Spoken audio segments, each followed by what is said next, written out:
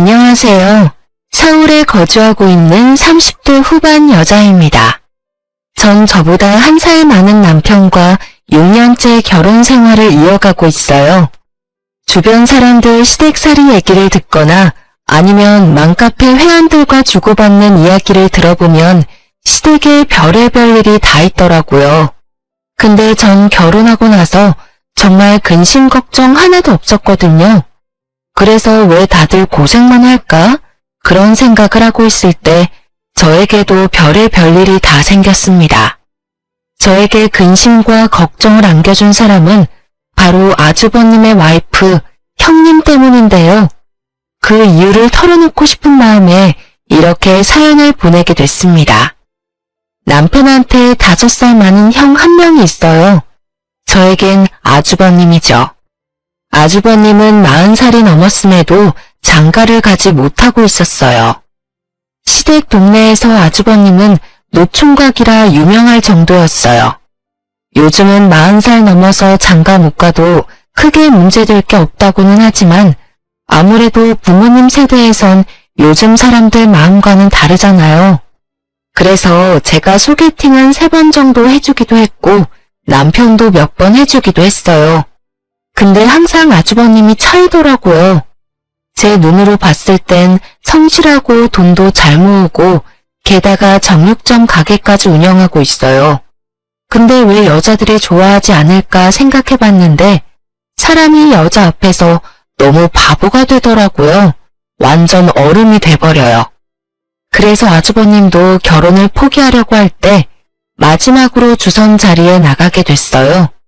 정육점 단골 손님이 마련한 자리였는데요. 주선 상대는 아주버님보다 10살이나 어린 여자였는데요. 아담하고 귀여운 스타일이더라고요. 다행히 그 여자분도 아주버님이 마음에 들었나 봐요. 그렇게 3번 정도 데이트하고 아주버님이 이 여자를 놓치고 싶지 않아 바로 청혼을 했다고 합니다. 그렇게 저에게 어린 형님이 생겼어요. 아무리 저보다 어리다고 해도 형님 대우를 똑바로 해야 되겠다 싶어 제가 먼저 다가가고 친한 척을 했어요. 저도 저지만 형님도 나이 많은 동서 대하는 게 당연히 어려울 거잖아요. 제가 먼저 다가간 덕분에 형님도 저한테 쉽게 다가올 수 있었어요. 형님이 저희 가족이 된 이후 초반엔 정말 저한테 잘해주고 시댁 일도 먼저 나서서 하더라고요. 형님이 생긴 덕분에 제가 시댁에서 할 일이 반이나 줄어서 편했어요. 근데 시간이 지나면 지날수록 형님이 점점 변해가는 게 보였어요. 모든 일에 나서고 열심히 하던 형님은 180도 다른 사람이 돼버렸어요.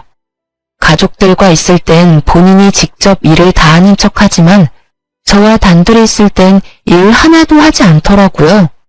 오히려 저한테 설거지, 장보기, 음식 만들기 등 다 시키더라고요. 동서, 갈비찜 해야 하니까 마트 가서 갈비찜 재료 다 사와. 남편이 가게에서 갈비는 가져왔으니까 양념 재료만 사오면 될 거야. 그리고 잡채 재료랑 전 재료들도 사오고.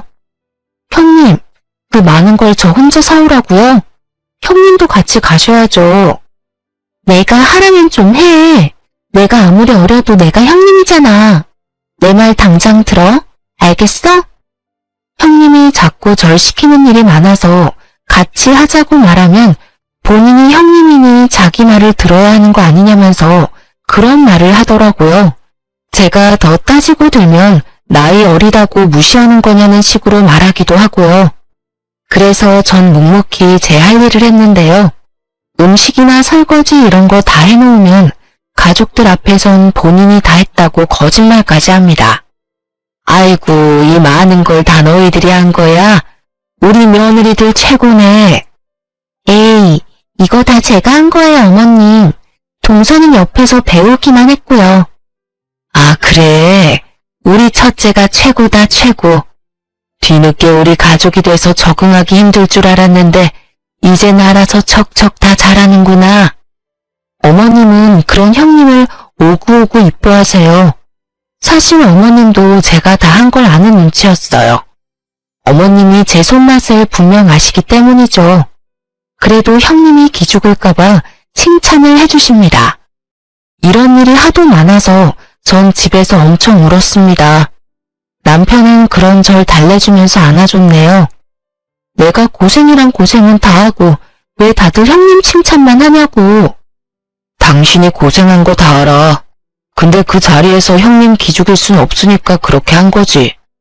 뒤에선 엄마가 당신 고생한 거 다 알고 마음 아파해. 어린 형님 있는 것도 서러울 텐데 앞에서 형님이 그렇게 여우같이 행동하니까 얼마나 더 힘들겠냐면서. 다들 알고 있을까 너무 속상해하지 마. 아무리 그래도 그렇지. 나이 어려도 그래도 형님이니까 내가 참아야지 생각하다가도 날 너무 아랫사람으로만 생각하는 형님 태도 때문에 참기 힘들어.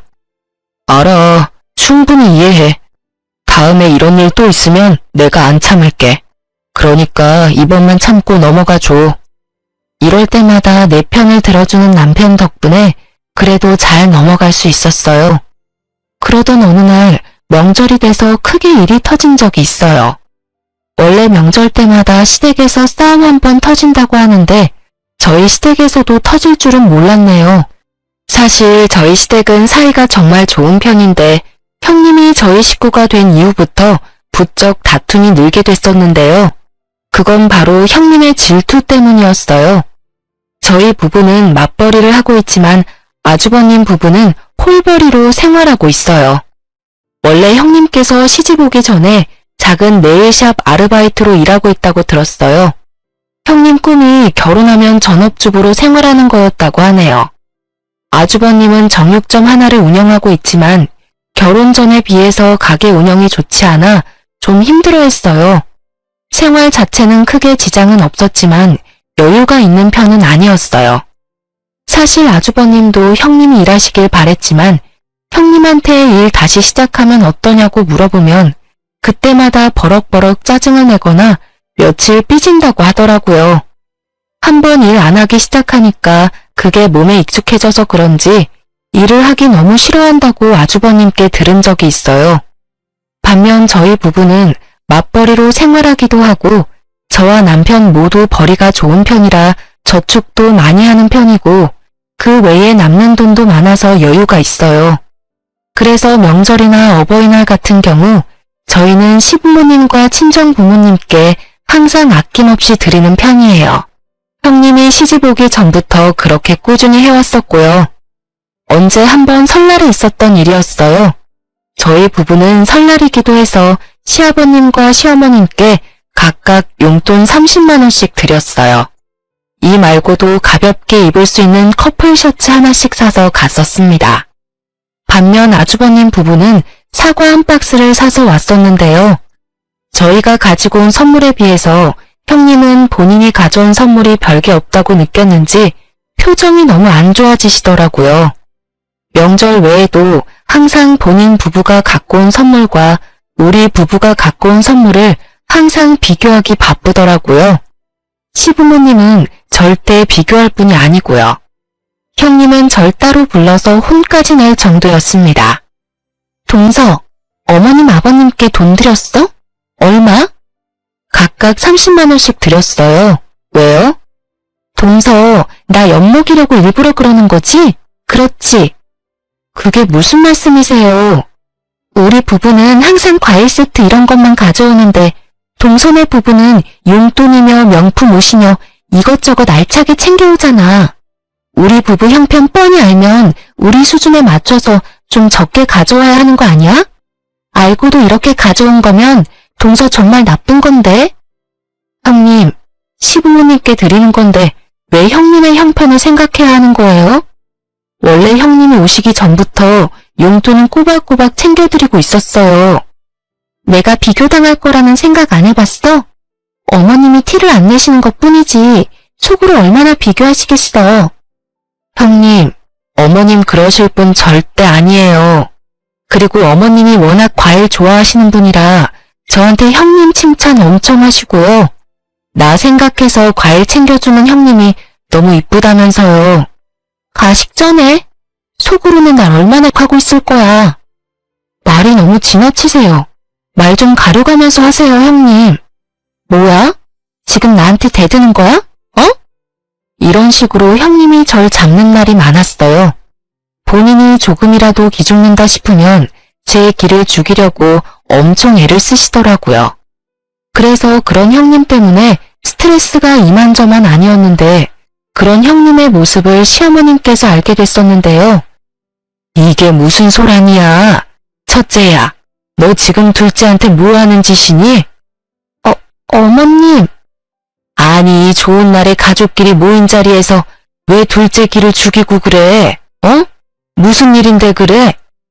어머님께서 형님이 저한테 한 소리 하는 현장을 목격하셨어요. 어머님의 언성이 높아지자 방 안에 있던 아버님, 아주버님, 남편 모두 거실로 나오게 됐는데요. 어머님이 처음으로 자신한테 언성을 높이자 형님이 몹시 당황한 눈치였어요. 좀 그렇잖아요.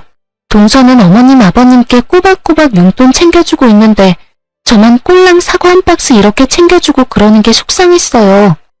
동서가 눈치 없이 이렇게 행동하는 게 얄미워서 그랬어요. 넌 어쩜 철이 없어도 이렇게 철이 없을 수가 있어? 난 물건으로 사람 평가하고 그러는 거 절대 없다. 근데 넌 왜 물건으로 사람을 평가하니? 왜 선물로 등급을 매기려고 하냐 이 말이야. 난 너가 나 하나라도 챙겨주려고 하는 모습이 이뻤어. 근데 너가 이렇게 값어치로 선물에 등급을 매길 거라는 생각 전혀 못했다. 어머님 진짜 너무하시네요. 왜 저한테만 그러세요? 솔직해져 보세요. 속으로는 저 엄청 밉고 싫으셨잖아요. 명절이면 이것저것 챙겨주지 못할 망정 고작 과일 세트 하나만 덜렁 가져온 게 쪽팔리고 싫으셨을 거잖아요. 넌 형님들 자격이 안 된다 안 돼. 너 이제까지 작은 애한테 그렇게 해왔던 거니? 앞으로 너가 동서한테 형님이라 불러야 되겠다. 배울 게 너무 많아. 작은 애는 오히려 너 칭찬하고 있는데 왜 넌 작은 애를 못 잡아먹어서 안달이니? 됐습니다. 어머님이 동서 편만 들 거면 저 오늘 가져온 선물 도로 가져갈게요. 어머님도 참 너무하시네요. 형님은 어머님 말씀을 뚝 자르고 본인이 가져온 선물 반품시킬 거라면서 도로 가져갔습니다.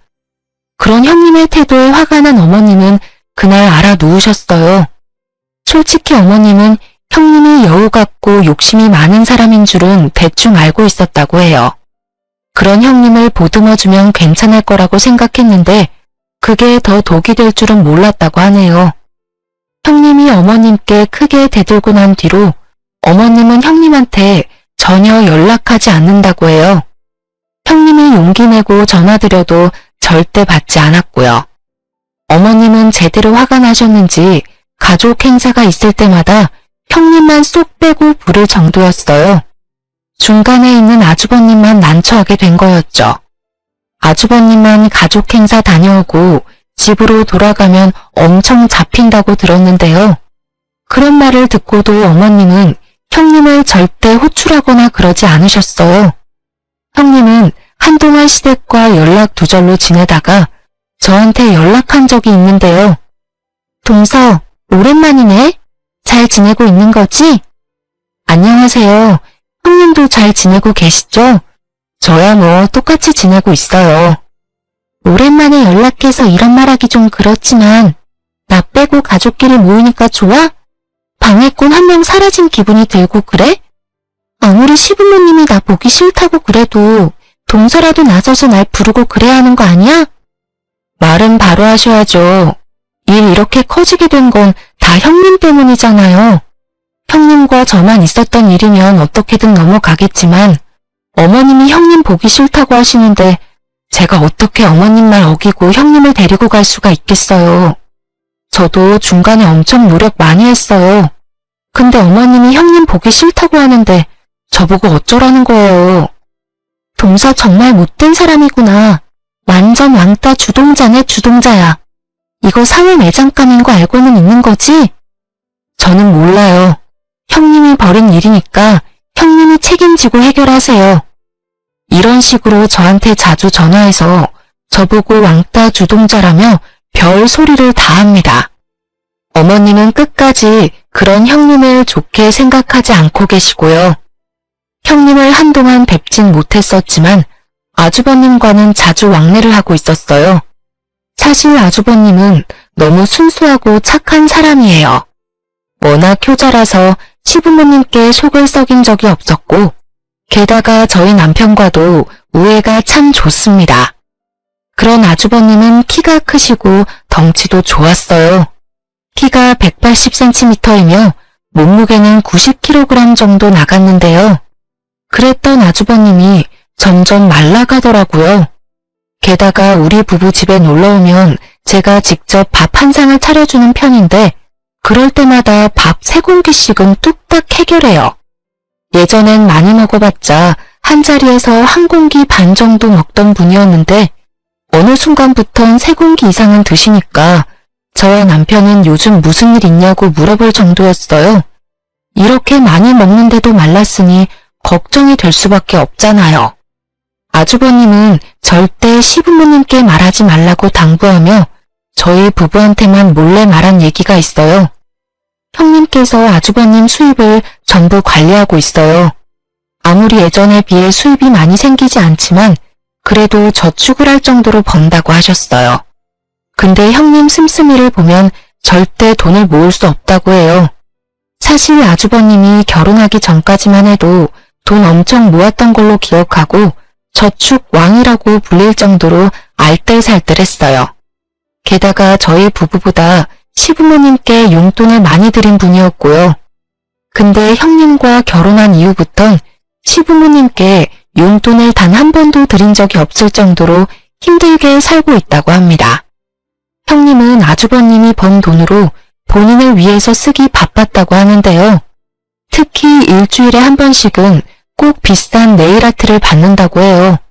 얘기 들어보니 형님이 네일 받는 곳이 유명인들이 많이 다니는 네일샵이더라고요. 게다가 유명한 마사지샵도 한두 달에 한 번씩은 꼭 간다고 합니다. 에휴, 나 지난달에는 대출까지 받아서 그 사람 성형까지 시켜줬다. 내가 와이프를 데리고 사는 건지 사춘기 딸내미를 데리고 사는 건지 이젠 모르겠다 정말로. 형, 제발 정신 차려. 제발 이혼 좀 해, 이혼. 이러다가 형 인생 망하게 생겼어.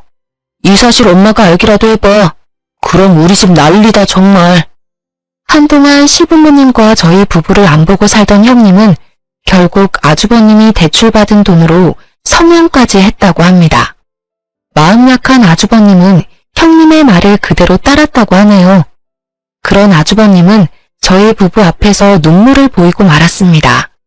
그동안 너무 힘들었고 이 얘기를 할 곳이 없어서 답답해서 미치는 줄 알았다면서요. 이날 아주버님께 제가 직접 만든 양념게장과 겉절이 등등 여러 반찬들을 한가득 싸서 보냈습니다. 아주버님은 저한테 너무 고맙다며 눈물을 보이더라고요. 앞으로 이런 일 있을 때마다 혼자 힘들어하지 말고 저희 집에 오라고 말했습니다. 형님은 본인 가꾸는데 최선을 다할 뿐 집안일을 절대 하지 않고 게다가 아주버님이 퇴근하고 집에 오면 절대 밥을 차려주지 않는다고 하네요. 그 말을 듣고 제가 반찬을 한가득 싸서 보내게 됐습니다. 근데 며칠 뒤 아주버님께 급하게 전화가 온 적이 있었어요. 그 이유는 바로 시어머님이 이 모든 사실을 알게 되었기 때문인데요. 그렇게 저희 부부는 아주버님의 연락을 받고 시부모님 댁으로 갔습니다. 시부모님 댁에 도착하니 어머님께서 형님의 머리채를 잡고 있었어요. 너무 놀란 저는 이게 무슨 일이냐고 말렸는데요. 어머님, 이 손 놓고 얘기하세요. 이러다가 형님 머리 다 빠지겠어요. 작은 애는 빠져라. 이 독한 년이 우리 큰아들 죽이려고 한다. 죽여. 어머님, 제발 이 손 놓고 말씀하세요. 알겠으니까 제발이요. 제가 사정사정한 끝에 어머님은 형님의 머리채를 놓게 되었는데요. 형님의 표정을 보니 도끼가 가득했어요. 저 표정 좀 봐라.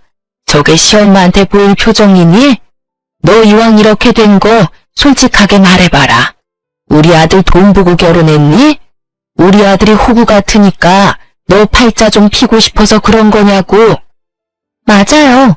저도 그런 줄 알고 결혼했는데 저랑 결혼하고 나서 정육점 매출 뚝 떨어진 거 보고 괜히 결혼했다 싶더라고요. 뭐? 아무리 그래도 그렇지. 이왕 결혼했으면 마음 제대로 먹고 잘 살아볼 생각을 해야지. 남편 밥 한 끼 제대로 안 챙겨주고 신랑이 벌어다 준 돈을 그렇게 펑펑 쓰고 다니면 어떡해? 어머님이야말로 너무하셨어요. 그동안 저만 쏙 빼고 가족들끼리 다 같이 모여서 지내니까 행복하셨어요. 저 어머님한테 엄청 실망했습니다. 형님의 머리채까지 잡게 된 이유에 대해서 시어머니 말씀을 들어보니 형님과 다시 화해하고 싶어서 아주버님 댁에 갔었다고 해요.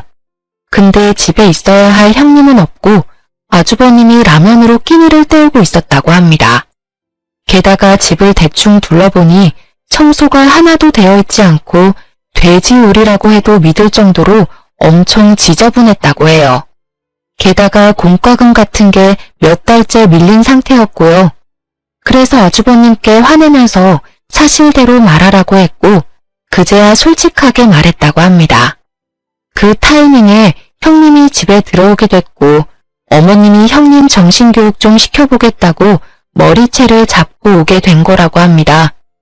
하지만 형님은 정신 차릴 생각 전혀 없었어요. 오히려 어머님께 바락바락 대들 뿐 더 엇나가기 시작하더라고요. 저 이 사람이랑 결혼하고 나서 단 한 번도 행복한 적 없었어요. 그게 다 동서랑 어머님 때문이에요. 어머님은 저만 쏙 빼고 가족들 불러서 행복하게 시간 보내려고 하고 어머님이야말로 왕따 주동자예요. 동서도 마찬가지야. 어머님이 그러면 동서라도 나서서 나 불러야 됐던 거 아니야? 여우처럼 어머님한테 잘할 생각이나 하고. 아이고, 우리 집에 악귀가 들어왔다, 악귀가. 어머님은 형님이 꼴도 보기 싫다고 당장 나가라고 소리를 치셨습니다. 형님도 어머님이 꼴도 보기 싫다고 소리를 지르면서 나갔었고요. 아주버님은 중간에서 매우 힘들어 보였습니다. 그런데 이 와중에 한 가지 소식이 들려왔어요. 그건 바로 형님의 임신 소식이었는데요. 이게 지금 이 상황에서 좋은 소식인지 안 좋은 소식인지 모르겠지만 형님이 한동안 생리를 하지 않아서 임신 테스트기를 했다고 합니다. 두 줄이 뜨게 됐고 확실히 알기 위해서 산부인과에 갔더니 임신이었다고 해요. 시어머님과 크게 다투기 전부터 생긴 아이였더라고요. 그 사실을 알게 된 아주버님은 좋기도 하지만 걱정이 되었다고 해요. 지금 둘이서 사는 것도 빠듯한데 아이가 생겼으니 더 힘들 것 같기 때문이었어요. 아주버님과 같이 임신을 하게 된 걸 알게 된 형님은 오히려 이 기회로 시어머님의 마음을 다시 사로잡으려고 한 눈치이긴 했는데요. 하지만 그렇다고 마냥 좋진 않은 것 같았어요. 아무래도 본인이 이제까지 돈을 펑펑 쓰고 논 버릇이 있다 보니 아이 때문에 이제 그러지 못할 거란 생각 때문이겠죠. 산부인과에 다녀온 뒤로 아주버님 부부가 시부모님께 찾아갔다고 해요. 임신 소식을 알리자 시어머님께서 표정이 그렇게 좋지 못했다고 합니다. 너희 이제 어떻게 할 거니? 예전에 내가 너희한테 화낸 이유가 바로 생활 자체가 어렵기 때문이었잖아. 아이까지 생긴다면 지금보다 더 어렵게 생활해야 할 텐데 그게 가능할 것 같니? 가뜩이나 첫째 혼자 일을 하는 상황인데 어떻게 아이를 키울 수 있겠냐 이 말이야. 그래도 아이가 생겼으니 책임져야죠. 지울 순 없잖아요. 어렵게 가진 아이인데. 솔직하게 말해서 큰아가, 너가 첫째 밥 잘 챙겨주는 것도 아니잖니. 집안일도 야무지게 하는 편도 아닌 마당에 아이까지 키우면 집안 돌아가는 꼴 말이 아닐 거야. 아이 분유값 절대 무시 못해. 너 혼자 번 돈으로 절대 못 키워. 그러니까 지금 살고 있는 집 정리하고 우리 집에 들어와서 살아. 내가 낮엔 애 돌봐줄 테니까 큰아가 너 이제 일 시작해. 애기 유치원 들어가기 전까지 내가 돌봐주겠다고 약속할 테니까 그때까지 돈 차곡차곡 모아서 그때 분가해. 그게 아이를 위해서도 좋아. 싫어요. 아무리 저희 부부가 힘들게 산다고 해도 어머님 집에 들어가기 싫어요. 애기가 유치원 다닐 때까지 여기서 지낸다면 그동안 어머님이 저한테 얼마나 눈치 주고 그러시겠어요? 가뜩이나 저 어머님께 미운 털 제대로 박힌 상태인데 지금 어머님 댁에 들어가면 더 미움받을 게 분명하잖아요. 엄마, 말씀은 너무 고맙지만 이 사람이 싫다고 하네. 나도 이 사람이 싫다고 하면 나도 굳이 들어갈 생각은 없어. 엄마가 우리 신경 써준 건 너무 고마운데 우리가 먼저 키워보고 정 안 되겠다 싶으면 그때 들어갈게. 아휴, 됐다. 내가 괜히 말 꺼냈지. 나중에 애 키워달라고 해도 대신 키워줄 생각 전혀 없어. 너희가 니들 복 발로 걷어찬 거야. 우리 집 장손이라서 잘 좀 챙겨줄 생각이었더니만 네 와이프가 복을 발로 찬다 차. 이 일이 있고 나서 어머님이 직접 저한테 전화하셨는데요. 이 모든 상황을 설명해 주시면서 형님 욕을 그렇게 하시더라고요. 단단히 삐진 모양입니다. 잘해보려고 해도 형님 행동을 보면 잘해보고 싶은 마음이 싹 사라진다고 하시네요. 저도 어머님의 말을 듣다 보면 형님이 도대체 왜 이러시나 싶더라고요. 그리고 어머님이 형님 욕을 다 하신 후 갑자기 태몽에 대해 말씀해 주셨어요. 엄청 휘황찬란한 태몽이길래 그 꿈이 혹시 형님 아이 태몽이 아닐까 싶었거든요. 근데 어머님께선 혹시 모르니 저보고도 산부인과에 가보라고 하셨습니다. 저도 혹시 모르니 한번 다녀와 보는 게 좋겠다 싶어서 한번 검사를 받아보게 됐는데요. 어머님 말씀대로 제 태몽이 맞았습니다.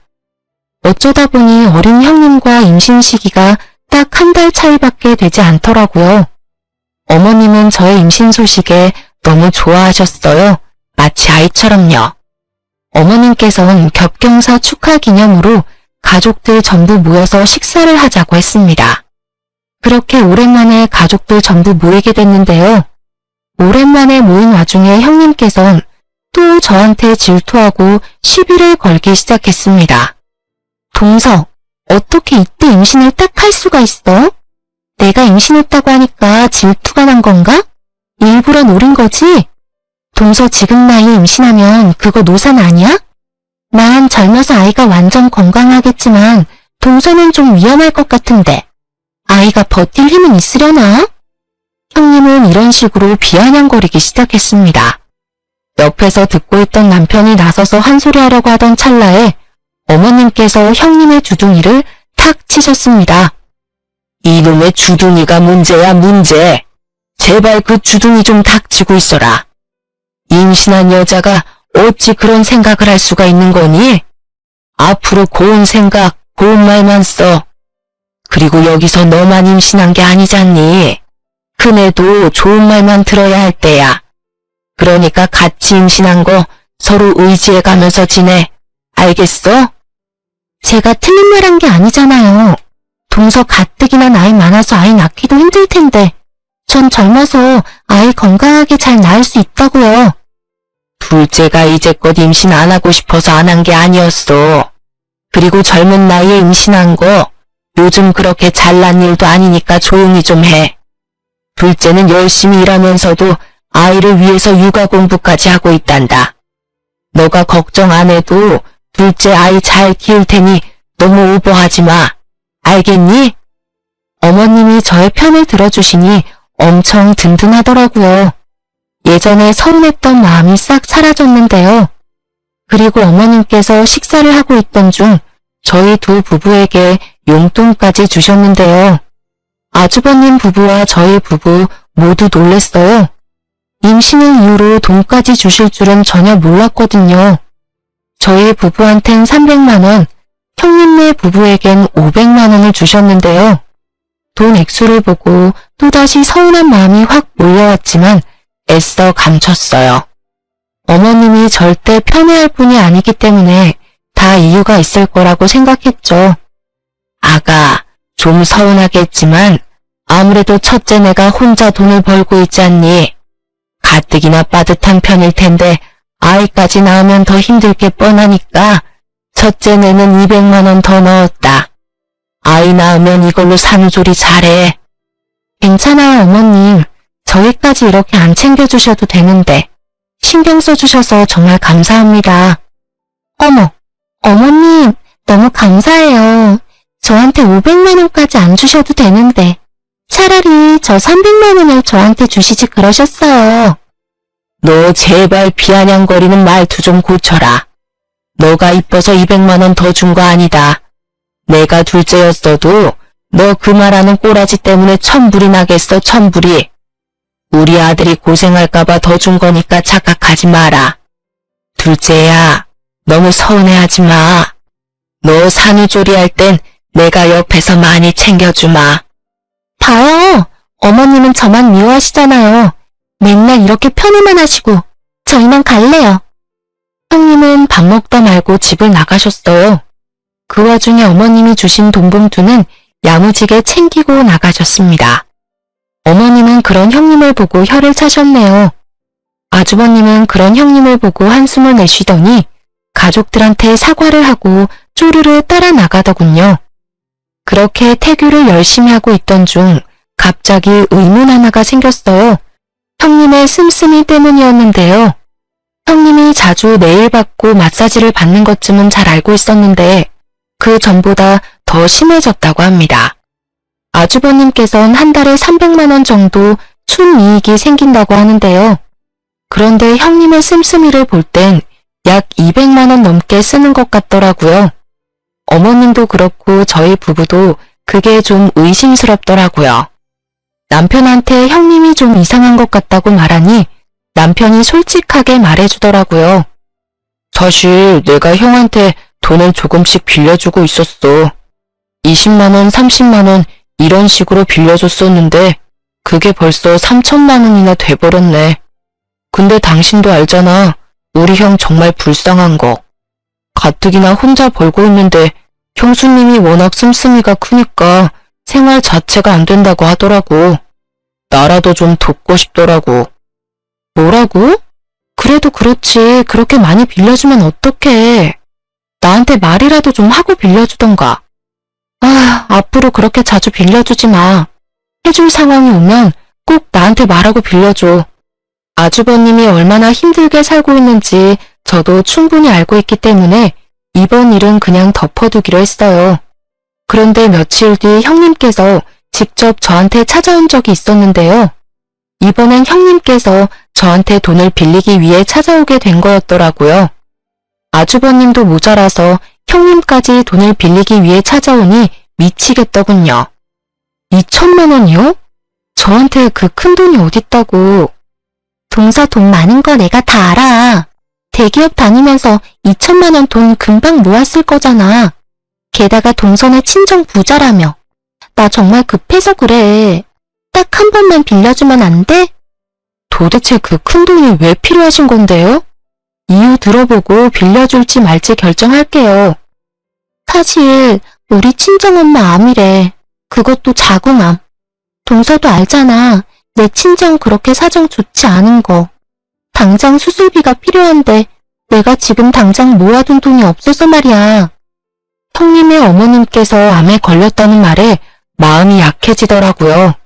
가뜩이나 형님도 임신한 상태라서 신경 쓸 게 한두 가지가 아닐 텐데 그래서 전 마음이 약해져 돈을 빌려주기로 했습니다. 그 대신 차용증을 쓰기로 했어요. 형님은 저한테 정말 잘하겠다고 말하며 그 돈을 덥석 가져갔습니다. 근데 형님이 저한테 돈을 빌려간 다음으로부터 큰 사건이 터지고 말았어요. 형님께 돈을 빌려준 그 당일날 남편한테 형님께 돈을 빌려줬다고 말하며 형님네 친정어머니가 암에 걸렸다는 사실도 같이 알려줬거든요. 남편은 좀 쎄한 것 같다면서 그 다음날 아주버님께 물어봤다고 해요. 우리 장모님 아주 건강하시지. 며칠 전에는 등산까지 하셨는데 암이랑 완전 거리가 먼 분이셔. 아주버님 말로는 절대 암에 걸릴 분이 아니라고 단호하게 말했다고 합니다. 그 사실을 남편이 바로 말해줬고요. 그래서 2천만 원은 도대체 왜 필요한 건가 알아보려고 했던 찰나에 며칠 뒤 시댁에서 소란스러운 일이 발생했어요. 시아버님께서 숨을 헐떡이며 당장 오라고 부르셨는데요. 그래서 저희 부부는 헐레벌떡 시댁으로 달려갔습니다. 시댁에 도착하니 어머님은 쓰러진 상태로 시름시름 앓고 계셨고 시아버님은 아주버님의 등짝을 때리면서 온갖 욕을 퍼붓고 계시더라고요. 미친놈아, 그것도 와이프라고 데리고 살았던 거냐? 아버님, 진정 좀 하세요. 무슨 일인데 그러세요? 둘째야, 네 형님 좀 어떻게 해봐라, 어? 너 형님 뱃속에 있는 아이가 첫째 애가 아니란다. 다른 남자랑 두 집 살림하고 있었다네. 그 남자아이래. 아이고. 네? 그게 무슨 말씀이세요? 아주버님 아이가 아니라고요? 자세히 얘기를 들어보니 형님은 진작부터 다른 남자가 있었다고 해요. 결혼하고 난 뒤 중간부터 다른 남자와 바람을 피고 있었는데 그 남자와 살림까지 차렸다고 합니다. 그렇게 두 집 살림을 하고 있던 중 그 상간남의 아이를 가졌다고 하네요. 임신한 사실을 알게 된 후 아주버님이 다른 남자 애라는 걸 알게 될까봐 일부러 아주버님과도 잠을 잤다고 하네요. 그 말을 듣는데 어찌나 소름이 돋던지. 이 사실을 밝혀낸 건 다름 아닌 시어머니셨는데요. 어머님이 우연히 길을 지나가다가 상간남과 있는 형님을 발견한 후 미행을 해서 알아냈다고 하네요. 그 충격에 어머님이 쓰러지신 거고요. 전 이 사실을 듣자마자 저 혼자서 형님이 있는 집으로 찾아갔습니다. 아주버님 댁으로 가니 형님이 안절부절 못한 상태로 있더라고요. 형님은 제가 찾아온 걸 보고 놀랬는지 식은땀을 흘리더군요. 형님, 저 다 알고 왔어요. 그 아이 다른 남자 아이라면서요? 형님, 아니, 야, 너 정말 간도 크다. 어떻게 바람 피고 있는 주제에 친정 부모까지 팔아가면서 나한테 돈을 빌릴 생각까지 했니? 미안하지도 않아? 어? 지금 너 때문에 우리 시어머님 쓰러지셨어. 이거 어떻게 책임질래? 동서, 내가 정말 미안해. 제발 동서만이라도 내 입장 이해해줘. 나 지금 너무 무섭고 정신이 하나도 없어. 그건 너 사정이고 이제까지 어린 주제에 싸가지 없이 기어오르길래 뭘 믿고 일어나 싶었는데 그냥 못 배워서 그런 년이었구나. 어떻게 하면 그렇게 뻔뻔할 수 있는 거야? 됐고 나한테 빌려간 2천만 원이나 돌려줘. 벌써 2천만 원 다 쓴 거 아니지? 나 그 돈 없어. 지금 돌려주고 싶어도 이미 다 쓴 상태야. 나한테 시간을 줘. 앞으로 동서가 하라는 일 다 하면서 살게. 그러니까 한 번만 봐줘. 너 이번 달 안으로 나한테 빌려간 2천만 원 갚아. 그리고 오늘 내로 우리 시댁 부모님한테 가서 모든 일 설명하고 사죄해. 알겠어? 이날 저한테 무릎까지 꿇고 사과를 하더라고요. 당장 돈이 없다는 거, 돌려줄 돈이 없다면서 불쌍한 척은 다 하는데 전 그런 형님의 모습이 눈에 들어오지 않았습니다. 전 그런 형님한테 욕을 하면서 제가 이제까지 담아둔 모든 일들에 대해서 다 털어놓게 됐어요. 형님은 웬일로 그런 이야기를 듣고도 묵묵히 듣고만 있는지 예전 같으면 이런 말 들으면 맞대응을 했어야 했거든요. 그리고 제 말대로 형님은 그날 시댁에 찾아가서 눈물 콧물 흘리면서 두 손 두 발 다 빌고 사과를 했다고 하는데요. 그때 시어머님은 형님의 뺨을 때리며 입에 담을 수 없는 욕까지 퍼부었다고 합니다. 전 아이 때문에 그 상황을 전부 목격할 수는 없었지만 남편 말로는 그날 형님 아이가 유산이 안 된 게 용하다 싶을 정도였다고 하네요. 형님이 어머님께 맞고 있는데도 아주버님은 말리지 않았다고 하네요. 아주버님이 가족 중에서도 제일 큰 피해자인데도 크게 화를 내지 않았다고 합니다. 그냥 어머님께 맞는 것만 지켜볼 뿐. 이날 이후로 아주버님과 형님은 이혼 소송과 함께 상간남 소송까지 진행했어요. 이와 동시에 형님은 당연히 집에서 쫓겨났고요. 아주버님이 형님과 이혼을 하지 않을 거라고 생각했는데 의외로 단호하게 이혼하셨어요. 처음엔 형님이 아주버님께 엄청 사과하고 매달렸다고 하는데요. 근데 아주버님은 단호하게 이혼하자고 통보했어요. 아주버님과 이혼하고 난 뒤 상간남과 같이 살고 있다고 들었어요. 형님과 같이 살고 있는 그 상간남은 제정신이 아닌 사람처럼 보였습니다. 우연히 상간남을 본 적이 있었는데 완전 양아치 같은 느낌이 물씬 느껴지더라고요. 예전에 전적을 들어보니 사기 전과로 한 번 감옥에 다녀온 적이 있다고 하네요. 그런 남자가 뭐가 좋다고 같이 살기까지 할까요? 그 일이 있고 난 이후 6개월 정도가 지났을 무렵 아주버님은 이혼과 상간남 소송이 잘 해결됐어요. 다만 제가 빌려준 2천만 원만 돌려받지 못한 상태였는데요. 제가 만삭일 때라서 아이 낳고 받아야 되겠다 마음먹고 있던 찰나에 형님의 사망 소식이 들려왔어요. 너무 뜬금없이 형님의 사망 소식 연락을 받아서 정말 놀랬었어요. 머리가 멍하더라고요. 알고 보니 형님께서 자연분만으로 출산을 하다가 출산 중 경련이 일어나 돌아가셨다고 하는데요. 형님의 친정어머니께서 직접 연락을 주셨었어요. 전 그때 임신하고 있던 중이라서 장례식장에 가진 못했었지만 시부모님 그리고 아주버님은 장례식장에 다녀왔어요. 남편 말로는 장례식장에 상간남은 없었다고 하네요. 알고 보니 상간남은 출산을 하던 중 잠수를 탔다고 하네요. 원래 같이 살고 있을 때부터 사이가 좋지 않았는데 아이까지 책임지기 싫은 나머지 형님의 출산 중 도망갔다고 하더라고요. 그런 남자가 뭐가 좋다고 아이까지 낳으려고 했는지 장례식을 마친 후 형님의 친정어머니께서 저희 부부한테 연락을 한 뒤 찾아왔었는데요. 어쩐 일로 오셨어요? 이렇게 갑자기 찾아와서 미안해요. 우리 딸이 그렇게 못된 짓을 하고 다닐 줄은 몰랐어요. 저도 얼마 전에 알게 된 사실이었고요. 딸 아이가 출산하기 전에 저한테 말해주더라고요. 동서한테 2천만 원 빌린 돈이 있다고. 그거 갚아야 하는데 어떻게 갚아야 할지 모르겠다면서요. 그거 제가 대신 갚으려고 찾아왔어요. 아, 천천히 갚으셔도 되는데 지금 제일 많이 속상하신 분은 그쪽이실 텐데요. 그래도 드려야 할 돈은 드려야 하니까요. 그동안 제 딸아이 때문에 고생 많으셨어요. 정말 죄송합니다. 제가 대신 사과드릴게요. 형님의 친정어머니께선 돈을 갚기 위해 직접 찾아오신 거였어요. 계좌 이체만 하고 안 보면 그만이지만 그래도 이체까지 형님이 한 잘못이 있어서 대신 사과하고 싶어 직접 찾아왔다고 하네요. 우리 부부에게 대신 갚은 2천만 원 돈은 어머니께서 직접 대출을 받아서 주신 돈이래요. 처음엔 이 돈을 받아도 되는 걸까 고민이 많았지만 그래도 받았습니다. 곧 태어날 아이를 위해서라도 받는 게 좋겠다 싶더라고요. 아주버님은 형님이 돌아가신 이후로 거의 술을 달고 살았어요. 이혼하고 나서는 술까지 드시진 않았는데 사망 소식을 듣고 난 뒤로부터는 거의 술을 밥 먹듯이 드시더라고요.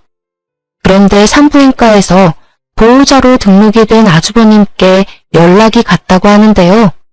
알고 보니 아이는 살아있었더라고요. 아이를 데려가라는 연락이 왔었다고 합니다. 사실 그 아이는 상간남의 아이라서 아주버님이 데려갈 의무가 없지만 아주버님은 아이가 무슨 죄가 있냐면서 결국 산부인과에 방문했었는데요. 엄마, 나 이 아이 꼭 키우고 싶어. 너 미친 거야? 그 미친 계집애 데리고 살았던 것도 모자라서 애까지 대신 키운다고? 당장 보육원 보내. 이 핏덩이를 보육원에 어떻게 보내? 이 아이가 뭔 죄가 있다고 그래.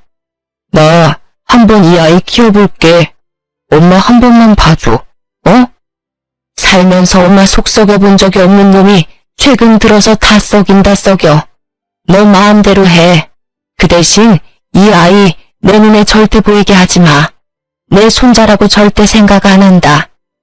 시부모님은 당장 그 아이 보육원에 보내라고 강하게 나가셨는데 아주버님은 그 아이를 키우기로 결정했어요. 아주버님은 아이라도 키우지 않으면 다시 살아갈 의욕이 없을 것 같다고 하셨어요. 희한하게도 아주버님은 아이를 키우면서 본격적으로 일을 다시 하기 시작하셨어요. 낮에는 택배 일을 하고 있으며 밤엔 대리기사로 일하고 계세요. 아무래도 아이를 키우다 보면 여자의 손길이 필요하기도 하잖아요. 그래서 제가 가끔씩 낮에 육아도 도와주고 그러고 있어요. 집안에 여자가 잘 들어와야 한다는 말이 있잖아요. 전 그 말이 정말 맞는 말인 것 같아요. 역시 어른의 말은 틀린 게 없다고 봅니다. 가끔 아주버님을 볼 때마다 너무 불쌍한 것 같아요. 형님이 하늘나라로 가게 된 건 정말 안타깝게 생각하지만 도대체 왜 그랬는지 다시 한번 더 물어보고 싶은 마음이 들어요. 전 빌려간 2천만 원도 돌려받고 아이도 잘 출산하여 잘 키우고 있습니다. 이쁜 딸을 낳아서 키우고 있는데 다행히 절 닮아서 너무 곱네요. 시어머님도 매우 좋아하시고요. 고생이랑 고생을 다하고 사셨던 우리 시부모님 속 썩이는 일 없도록 잘 지내볼 생각입니다. 제 긴 사연을 들어주셔서 정말 감사합니다.